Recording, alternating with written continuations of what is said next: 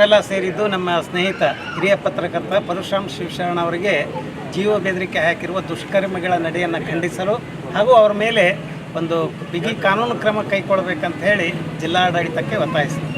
ಯಾಕಂದ್ರೆ ನಾವೆಲ್ಲ ಪತ್ರಕರ್ತರು ಸಮಾಜದ ಧ್ವನಿಯಾಗಿ ಸಮಾಜದಲ್ಲಿ ನಡೀತಿರುವಂಥ ಅಕ್ರಮ ಅನ್ಯಾಯಗಳನ್ನು ಸರ್ಕಾರದ ಗಮನಕ್ಕೆ ತರಲಿಕ್ಕೆ ನಾವೆಲ್ಲ ಜೀವದ ಹಂಗೆ ತೊರೆದು ಕೆಲಸ ಮಾಡ್ತಿರ್ತೀವಿ. ಜನರ ಧ್ವನಿಯಾಗಿ ಕೆಲಸ ಮಾಡ್ತಿರುವಂಥ ನಮ್ಮ ಧ್ವನಿಯನ್ನು ಹತ್ತಿಕ್ಕಲಿಕ್ಕೆ ಕೆಲವು ದುಷ್ಟ ಶಕ್ತಿಗಳು ನಿರಂತರವಾಗಿ ಇದು ಅವಾಗವಾಗ ಇವು ನಡೀತಾನೆ ಇದೆ. ಪತ್ರಕರ್ತರ ಮೇಲೆ ಹಲ್ಲೆ, ದಬ್ಬಾಳಿಕೆ, ಜೀವ ಬೆದರಿಕೆ ಇಂತಹ ಘಟನೆಗಳು ಅದರೊಳಗೆ ಇತ್ತಿತ್ತಲಾಗಿ ಹೆಚ್ಚುತ್ತಾ ಇರೋದು ನಿಜಕ್ಕೂ ತುಂಬ ಕಳವಳಕಾರಿ. ನಮ್ಮೆಲ್ಲರಿಗೆ ಒಂದು ಸೂಕ್ತ ರಕ್ಷಣೆ ಒದಗಿಸುವುದು ಸರ್ಕಾರದ ಜವಾಬ್ದಾರಿ.